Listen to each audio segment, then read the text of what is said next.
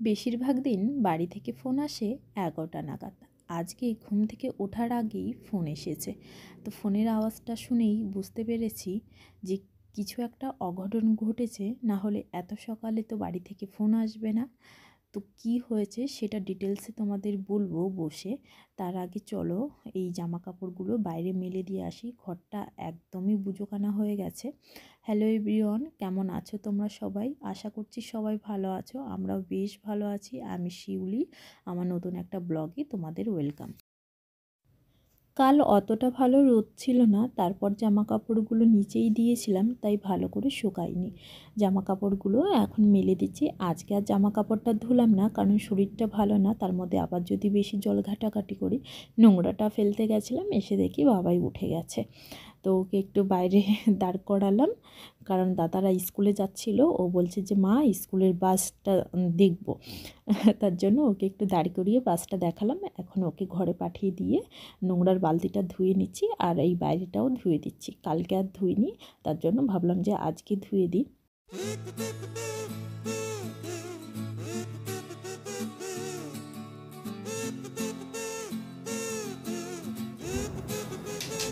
Hello friend, এখন বাজে 9:30। ঘরটার মোছা কমপ্লিট, সমস্ত কিছু হয়ে গেছে। এখন শুধু রান্নাটা বাকি।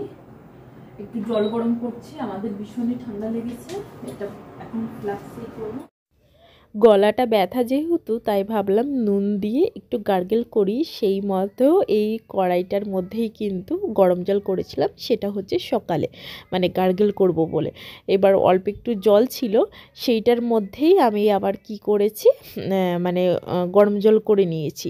এইবার জলটা যখন খেলাম, দেখলাম যে একদম নোনতা নোনতা লাগছে, একদমই ভালো লাগছে না। মানে সেই নুন জল টা একসঙ্গেই মিশে গেছে, সেটা একদম নোনতা হয়ে গেছে। তো এখন একটু ঝটপট করে আদা দিয়ে চা বানিয়ে নিলাম। আর আজকে সকালে ব্রেকফাস্টে মানে ভাত ভাজা করেছিলাম, সেটাই তোমাদের দাদাভাই খেয়ে গেছে। আর ভাত ভাজা তো খুবই ভালো লাগে। আর ভাত ভাজা মানে আসলে কালকে রাতেই ভাতটা রান্না হয়েছিল, নতুন একটা চাল আনা হয়েছে। তো তোমাদের দাদাভাই বললো যে চালটা একটু রান্না করো, 90 টাকা করে নিয়েছে, কিন্তু একদমই ভালো না। ব্রেকফাস্টটা করে এখানে একটু বসে রয়েছি। আজকে মানে অতটা মানে কাজে এনার্জি নেই, এমনিতে শরীরটা ভালো না, তারপর মনটাও ভালো লাগছে না। বেশিরভাগ দিনে শ্বশুর বাড়ি থেকে মানে ফোন আসে ওই 10টা 11টা নাগাদ। আজকে মানে শুয়েছিলাম, তখনই ফোন এসছে। যখনই ফোন এসছে বুঝতে পেরেছি কিছু না কিছু একটা ব্যাপার আছে, নালে এত সকালে মা তো কোনোদিনই ফোন করবে না। তো মা ফোন করে বললো, আমার মানে পাশেই একটা দাদু ছিল, মানে নিজের না হলেও পরের লোক যে মানে এতটা আপন হয়, ওনাকে দেখলে বোঝা যায় উনি আমাদের এতটা ভালোবাসে, আমাকে এতটা ভালোবাসে। আমরা যখন নতুন বাড়ি করে ওইখানে গেলাম, তখন তো ওইখানে কাউকে চিনতাম না। তো ওইখানে যাওয়ার পরে আমার 5 বছরের অ্যানিভার্সারি করেছিলাম, তখন সেইখান থেকে মানে ওনাদের সঙ্গে আলাপ নেমন্তন্ন করা হয়েছিল। তো দাদু মানে এত এত ভালো, মানে বলার মতো না। যা মানে মুখ দিয়ে আমি একবার বলতে পারি, দাদু আমার এটা খেতে ইচ্ছা করছে, আমি তো কোনোদিন বলিনি, তাও উনি মানে যখনই আসবে তখন বলবে, তোর কি লাগবে, তোর কি লাগবে, তোর কোন জিনিসটার প্রয়োজন বল। তারপর তোমার আমি যখন প্রেগনেন্ট ছিলাম, মানে আমি শুধু আমাকে এসে জিজ্ঞাসা করতো, তোর একা একা লাগে, ভাল লাগে না, কি খেতে ইচ্ছা করছে, তোর কি লাগবে। মানে দাদু মারা গেছে, তো সত্যি মনটা ভীষণই ভীষণই খারাপ লাগছে। তোমাদের দাদাভাই শুনেও ভীষণ কষ্ট পাচ্ছে, কারণ তোমার দাদাভাইও ভীষণ ভালোবাসতো।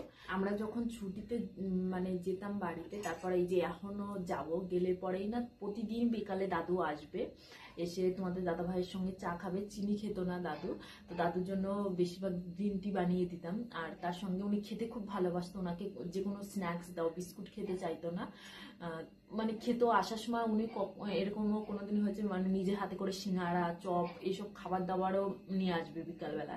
ওনার একটা অভ্যাস ছিল, মানে প্রতিদিন বিকালবেলা আর সকালবেলা হচ্ছে মানে তাস খেলতে যেত। যাওয়ার সময় রাস্তাতে এরকম ডাকতে ডাকতে যাবে, আসার সময়ও সেম ওরকম। আর সব থেকে বয়স হয়ে গেছে, মারা গেছে, সেটা ঠিক আছে, কিন্তু ওনার পরিবর্তে ওনার ছেলে নেই, ওনার 4টে মেয়ে ওনার। আর একদম ছোট যে মেয়েটা, ও হচ্ছে অ্যাবনর্মাল, মানে সাপোর্ট এখন আর কেউ নেই সেরকম ভাবে। মেয়েরা আছে, কাছাকাছিই আছে, মেয়েরা দেখবে। তারপরেও মাথার যে মেন ছাদ, সেটা এখন আর নেই। তো সকালবেলা মা ফোন করে বললো, ভীষণই খারাপ লাগছিল। শুনে, এই আর কি। কালকের একটু তরকারি রয়েছে আর বেগুন ভাজা করব, আর ভাবছি যে কারি বানাবো। তাই ভাবলাম যে বাবুর জন্য আজকে একটু খিচুড়ি বানাই। অনেক দিন খিচুড়ি খায় না, রোজই ওকে ভাত তরকারি খাওয়ানো হয়, আর তার মধ্যে আবার মাছ নেই। তাই ভাবলাম যে খিচুড়ি বানাই, আর ওর সঙ্গে হচ্ছে ডিম ভাজা করে দেবো। তার মধ্যে 2 রকমের ডাল দিয়ে দিলাম, ফুলকপি, ক্যাপসিকাম আর গাজর ছিল, সেটাই দিয়ে দিলাম। আর তোমাদের তো বললাম সব ঘটনা, যে মানে কি হয়েছে, সকাল সকাল বাড়ি থেকে কেন ফোন এসেছিলো। কারি বানানোর জন্য কি কি লাগবে সমস্ত কিছু আমি গুছিয়ে রেখে এসেছি, আর তড়কাটা পরে লাগাবো। বড়াগুলো ভেজে রেখে দিয়েছি। আর এইদিকে চলে আসলাম একটু ঘরটরগুলো ঝাড় দিতে, তারপর যাব স্নান করতে। জল গরম হয়ে গেছে, স্নান করে বাবুকে নিয়ে যাব পার্কে। এখন বেশিরভাগ দিন পার্কেই যাচ্ছি, সামনেটা ওই যে কাজ হচ্ছে বলছি, তার জন্য। তা চলে এসেছি, এই যে আমি আর আমার পাশের বান্ধবী আর ওর বাচ্চাকে নিয়ে।